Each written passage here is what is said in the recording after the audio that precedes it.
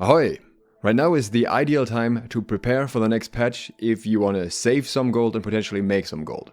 Not that many players are playing, the initial rush after the PTR came out is over, so the prices have for the most part balanced out a little bit more again, so now is the time to dive in and actually make some money. This video contains a variety of different trading tips from different categories. We're going to start with ability perk mod.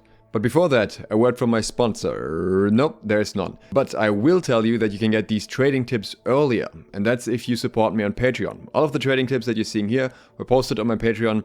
Some of them were posted over a month ago. I'm very happy with this one in particular, which turned out to be very accurate, and that's the one we're going to talk about first as well, which is the weapon perks.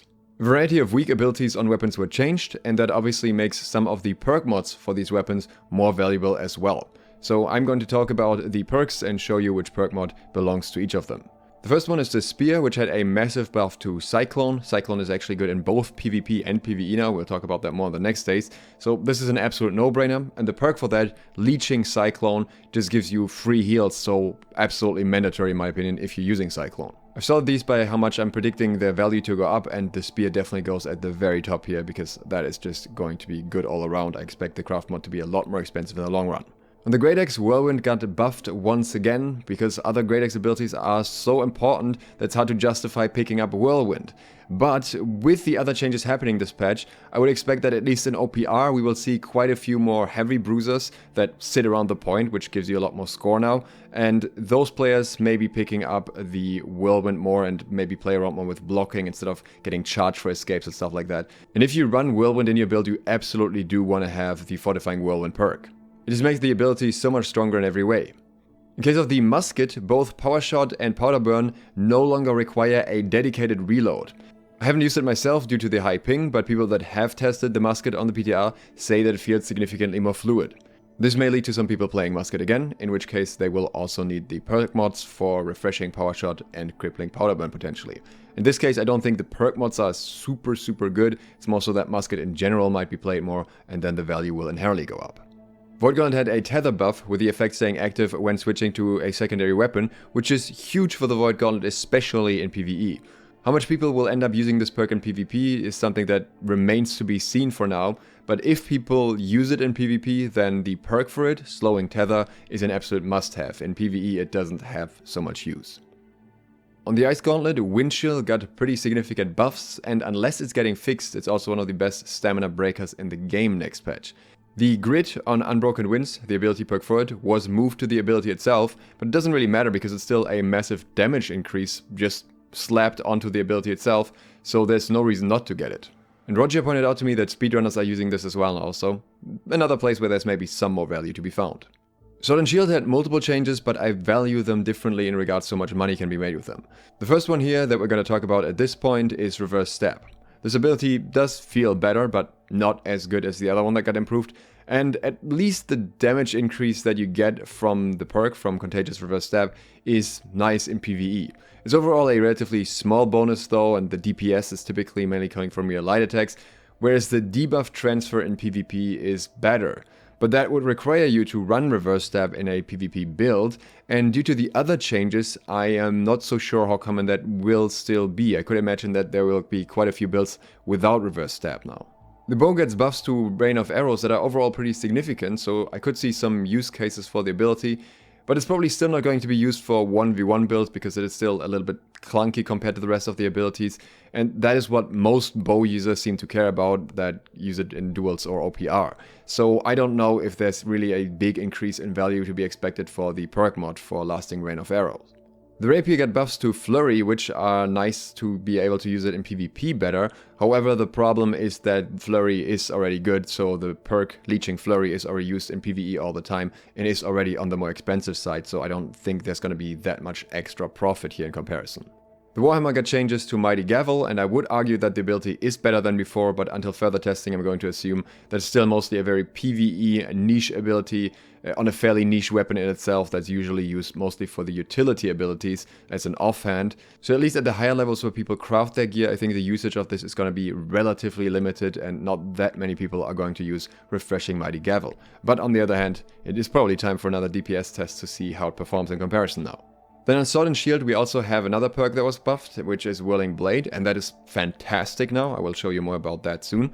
But the problem is that the perk itself is still not particularly good in most situations except PvE. And currently not a lot of people run Sword and Shield DPS in PvE just because it is more annoying to run when it comes to switching weapons, because you have to run a full light set along with it. So I at least don't expect a drastic value increase here. On the Fire Staff, Empowering Incinerate is possibly going to be used in some PvE builds for maxing DPS, but I don't think it will be much more popular than it already was. There are some more changes to abilities, but I don't expect them to affect the prices all that much. But there are most certainly other things that will change in price. One prediction that I will make at this point is that a lot of people are going to be crafting spears.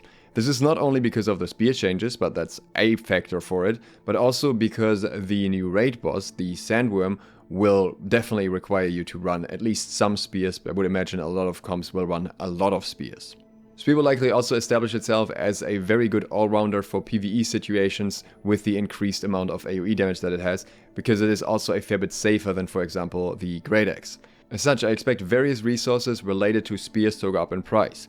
Timeless spear shots especially, likely also rough leather beaded straps, but that's a difficult one because they're always kind of expensive because they're needed for a lot of things. And also Glittering Ebony, which is the primary resource for spears, but wasn't the primary resource for all the recent pattern crafts that we have, which were all just armor things. So Glittering Ebony very cheap at the moment, I expect that to change. And what I would like to see changed are these two bars, and maybe you can help me make them a little bit more even. I'd much appreciate that. But on the topic of wood, there's also something else that is going to be used for, and that is trophies. The Major Wildlife Combat Trophy is one of those. If you are planning to do the Sandworm, then now is a good time to get the resources for that, or maybe to do some flips with these resources. On some servers, even the Major Wildlife Combat Trophies are currently very cheap. On others, you can at least get the craft mods for the basic and major ones, being Pristine Wolf Claws and Pristine Bear Claws. Keep in mind that these will likely not go to the same prices as other major trophy mats, because they can drop from multiple mobs across the world and are not a dedicated drop from one specific mob. Since a lot of these are going to be crafted and Glittering Ebony is probably going to be a bit more expensive, Ironwood planks are also likely to go up in price. Also on the topic of trophies, with ultimate trophies being introduced that merge all of the major trophies together, it is likely that the mats for major trophies in general will also go up in price, the specific pieces that you need to upgrade those.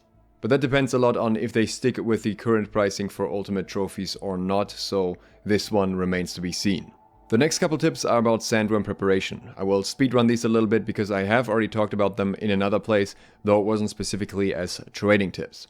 So corruption resistance doesn't work against acid anymore, and neither does purifying toast, so those are things you won't have to worry about in terms of preparation, and they also won't go up in value. What will very likely go up in value is Vial of Wolf Essence for Beast Ward, because there is no native farm spot for these, so to speak. You can only get them from chests, from specific aptitude ones, because they don't actually drop from wolves. The Beastbane perk mod, Draught of Wolf Essence, is more accessible because it actually drops from wolves. I still expect this to go up in price just because everyone is going to be crafting it.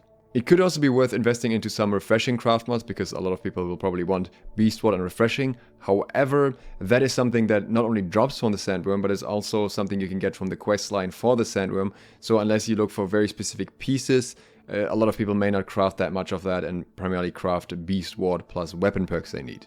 Kind padding will be very necessary for the Sandworm, so expect all of the components to go up in price. I will show them here on screen, the different recipes, so you can figure out which parts you still need. The same is likely true for acid tinctures. People will at least have a few for safety reasons, and you can see the changed recipe for these ones here. If you want to have more videos about Sandworm prep in particular, I will link my video about that at the end. But I also have two more trading tips that look a little bit more into the future. One of them is for Transmog, because Transmog is coming before the expansion comes out, after the main patch for Season 2, at some point in between. So according to what we currently know about Transmog, it is very likely that we'll be able to dye our armor pieces from Transmog. As such, I expect dye prices, especially for good-looking dyes, to go up across the board. A lot of people still have dye stockpiled from the last event, and some of them will probably be happy to fill some buy orders or just put theirs on the trading post occasionally. So those will go fairly cheap right now and maybe a little less cheap in the future. But I wouldn't do massive investments on these ones. And I have one more small tip at the end, but first a quick reminder, if you enjoyed the video, consider subscribing and clicking the bell, maybe leaving a like as well. And if you want to support me further and you want the early trading tips, then consider supporting me on Patreon. So not too long ago I talked about the dungeon that we can see on the other side of the forge. We saw that the theme of that dungeon is ice, so if you want to do some very early preparation, you could get some frozen armor shards. Maybe they'll pay off in the long run. Also, if you're not sure about any of these prices and not sure if they're cheap on your server or comparatively expensive, I recommend checking out nwmarketprices.com. That website tracks the prices on various different servers, so you know if you're getting a bargain or you're getting scammed. I hope that helps you out, and happy trading. Thanks to my patrons for supporting this video, and thank you for watching. Geeksloth, out.